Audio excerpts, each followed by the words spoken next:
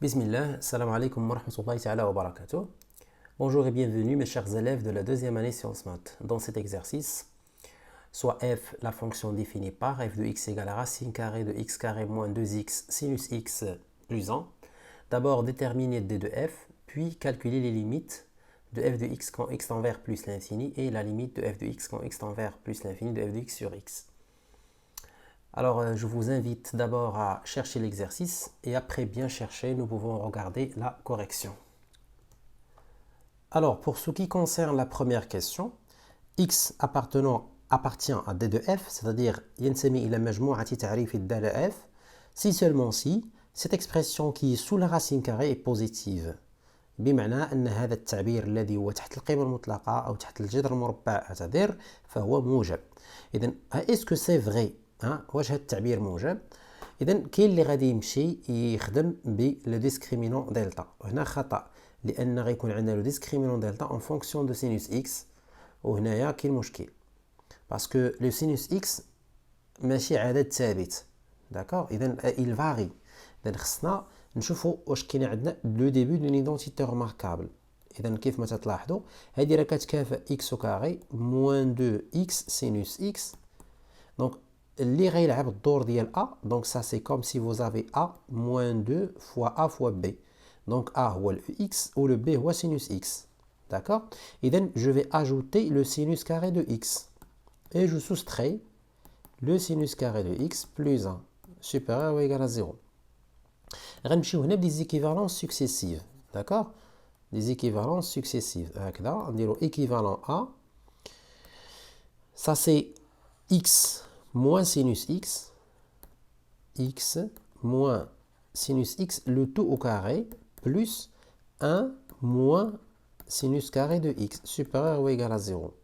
Donc équivalent à x moins sinus x, le tout au carré, plus, je n'ai 1 moins sinus carré, il y a le cos de carré de x, cos carré de x, supérieur ou égal à 0.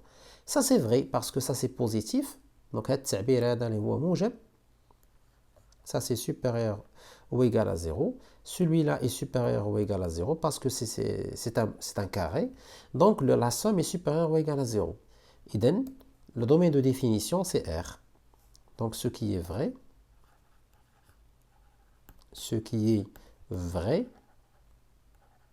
alors D de F égale à R. Donc, calculons maintenant la limite quand x tend vers plus l'infini.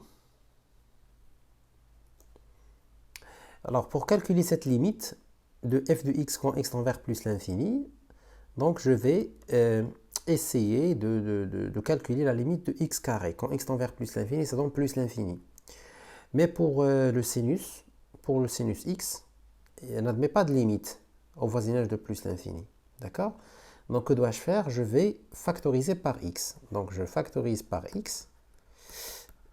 ماذا سأجد؟ سأجد جذر مربع هنا x على l'extérieur بما أن x موجب، إذا لا داعي باش ندير قيمة مطلقة، ولكن نقسم ما تحت الجذر على x أس 2. إذا je vais diviser par x carré. Ça devient x carré divisé par x carré moins 2x sinus x divisé par x carré plus 1 sur x carré. Voilà. Donc ça c'est quoi? C'est la limite x tend vers plus l'infini, x racine carrée de 1 moins 2 sinus x sur x plus 1 sur x. Alors la limite de sinus x sur x quand x tend vers plus l'infini. Or, ça c'est impossible de calculer ça directement. Donc je vais utiliser la méthode d'encadrement ou bien le théorème de la méthode des gendarmes, d'accord? Là, la règle des gendarmes, ou le théorème des gendarmes. Qu'est-ce qu'il dit ce théorème? On a quel que soit x appartient à R, le sinus x est compris entre moins 1 et 1. Alors, je vais multiplier par 1 sur x, donc que ce soit x négatif, positif. Pour nous, x tend vers plus l'infini. Alors, x c'est positif, d'accord? Alors, puisque x tend vers plus l'infini, alors x il est supérieur strictement à 0. Donc je vais diviser par x, je trouve quoi? Je trouve que sinus x sur x est compris entre 1 sur x et moins 1 sur x. Alors, puisque sinus x est compris sur x est compris entre moins 1 sur x et 1 sur x, la limite x tend vers plus l'infini de moins 1 sur x, c'est 0, parce que 1 sur l'infini, moins 1 sur l'infini, c'est 0. Et x tend vers plus l'infini de 1 sur x égale à aussi 0. Donc, d'après le théorème des gendarmes,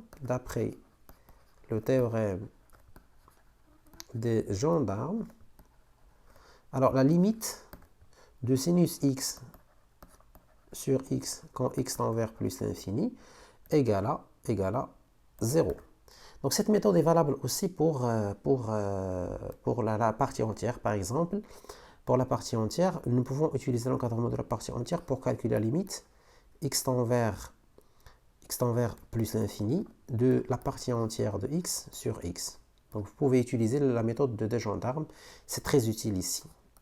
Donc à chercher ça, à chercher. Voilà. Donc vous pouvez me donner dans les commentaires quelle est la réponse de cette question. Alors, puisque la limite ici tend vers 0, celle-là tend vers 0, parce que 1 sur l'infini c'est 0, il reste quoi? Il reste 1. Donc tout ça tend vers 1, 1 fois plus l'infini, c'est plus l'infini. Donc la limite de f de x quand x tend vers plus l'infini, c'est plus l'infini. Pour la limite de f de x sur x, il suffit de prendre cette étape-là. D'accord? Il suffit de prendre cette étape-là, et diviser par x. Quand je divise par x, je vais simplifier le x. Il me reste quoi? Il me reste 1. D'accord? Alors, pour calculer la limite, la deuxième partie de la question, la limite de f de x sur x quand x tend vers plus l'infini, c'est la limite x tend vers plus l'infini de x racine 1 moins 2 sinus x sur x plus 1 sur x carré, le tout divisé par x. Donc je simplifie par le x. Il me reste la limite x tend vers plus l'infini, racine 1 moins 2 sinus x sur x plus 1 sur x au carré, ce qui vaut à 1. Donc la limite de x tend vers la limite quand x tend vers plus l'infini de f de x sur x égale à 1. Alors merci d'avoir suivi cette vidéo. نتمنى تكونوا استفدتوا ونتلاقاو ان شاء الله في فيديو اخر. ما تنسوش تشتركوا في القناه الا كنتوا اول مره غتشاهدونا. Merci de votre attention.